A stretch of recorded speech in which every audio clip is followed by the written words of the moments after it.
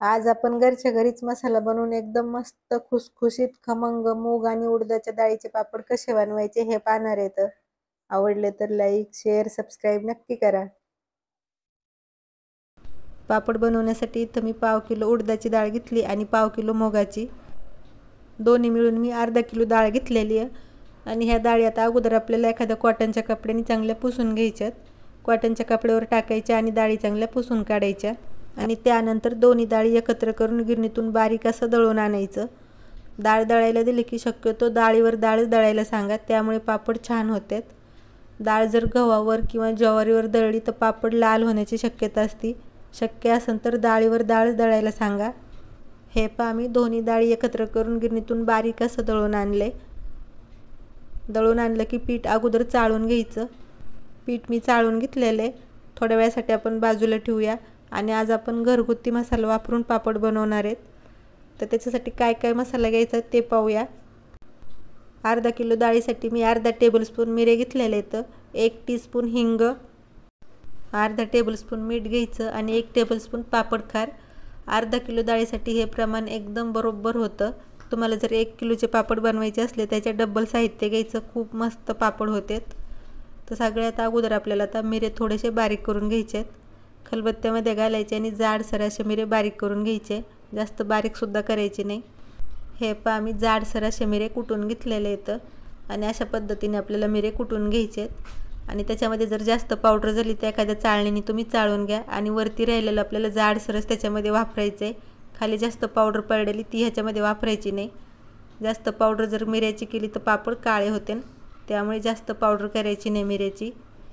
तर लगेच आता आपण पीठ मळायला घेऊया. तर थोडंसं पीठ आपण काढून ठेवूया पापड लाटताना लावण्यासाठी. थोडंसं पीठ मी काढून ठेवलेलं आहे. तर लगेच ह्याच्यामध्ये आपण घेतलेलं साहित्य घालूया. पापड खार, हिंग, कुटून घेतलेले मिरे आणि मीठ घालायचं. आणि सगळं अगोदर कोरड्या पिठामध्ये चांगलं मिक्स करून घ्यायचं. तर हे पहा मी सगळं चांगलं मिक्स केलेलं आहे.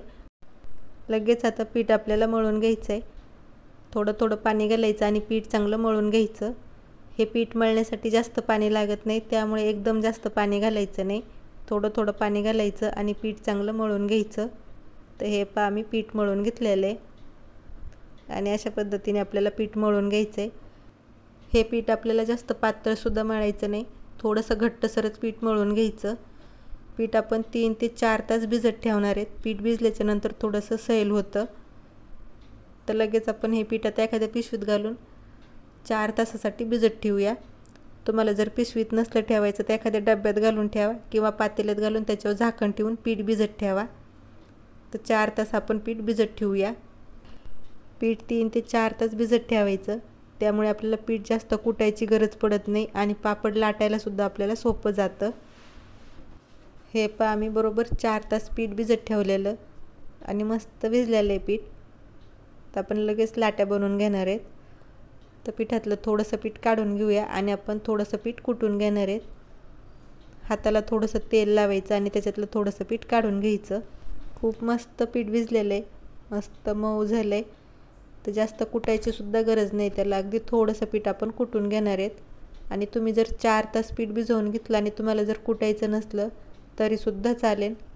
पिठाला अगोदर थोडंसं तेल लावायचं आणि पीठ कुटून घ्यायचं. पीठ खूप छान भिजलेलं आहे, मऊ झालेलं आहे, त्यामुळे जास्त कुटायची गरज नाही. अगदी थोडंसं पीठ मी कुटून घेते. तर हे तेल लावून असं थोडंसं पीठ कुटून घ्यायचं. थोडंसं पीठ मी कुटून घेतलेलं आहे. तर आता हातानेच पीठ थोडंसं चोळून लांब त्याचा रोल बनवून घ्यायचा.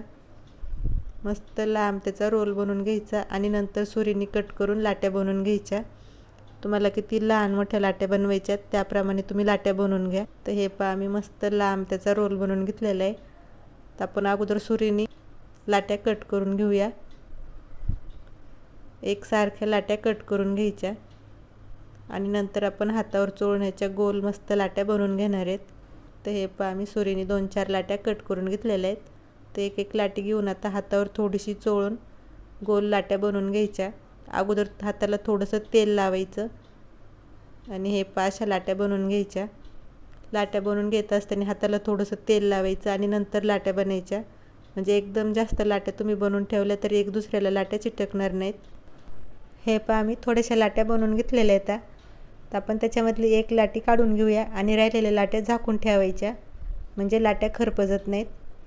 आणि लाटीला अगदी थोडंसं तेल लावायचं आणि थोडासा पापड लाटून घ्यायचा. तर हे पहा मी थोडासा पापड लाटून घेतला आहे. पापड थोडासा लाटून घेतला की त्याला सुक्कं पीठ लावून घ्यायचं आणि पातळ पापड लाटून घ्यायचा. सुक्कं पीठ जास्त वेळा लावायचं नाही, एकदाच लावायचं आणि गरज पडलीच तर नंतर अगदी थोडंसं लावायचं. आणि हे असा पापड लाटून घ्यायचा आहे. पीठ खूप छान भिजलेलं आहे, त्यामुळे आपल्याला पाहिजे एवढा पातळ पापड लाटता येतो. ते एक पापड मी लाटून घेतलेलं आहे आणि किती मस्त पातळ पापड झालेलं आहे पहा. राहिलेले सगळे पापड आपल्याला असेच लाटून घ्यायचे. तर पापड लाटून घ्यायचे आणि बाजूलाच एखादा कपडा टाकायचा आणि त्याच्यावर पापड वाळत घालायचे. ज्या दिवशी आपण पापड बनवून घेतो त्या दिवशी दिवसभर पापड फॅनच्या हवेला वाळत घालायचे आणि दुसऱ्या दिवशी अर्धा पाऊण तास उन्हामध्ये पापड ठेवायचे. जरी तुम्ही फॅनच्या हवेला पापड सुकवून घेतले तरीसुद्धा दुसऱ्या दिवशी अर्धा पाऊण तास का होईना पापड उन्हामध्ये ठेवायचे. त्यामुळे पापड जास्त दिवस टिकतात, बिलकुल खराब होत नाहीत. आणि तुम्ही जर फक्त फॅनच्या हवेलाच पापड सुकवून घेतले आणि डब्यात भरून ठेवले तर थोड्या दिवसातच पापड लाल होते. तर त्यामुळे अर्धा तास का होईना पापड उन्हामध्ये वाळत घाला. आणि हे पहा मी एक दिवस फॅनच्या हवेलाच पापड वाळत घातलेले आणि दुसऱ्या दिवशी फक्त अर्धा तास मी पापड उन्हात वाळत घातलेले. तर मी एक दिवस फॅनच्या हवेला आणि दुसऱ्या दिवशी अर्धा तास उन्हामध्ये पापड वाळून घेतलेले आहेत आणि खूप मस्त पापड झालेत.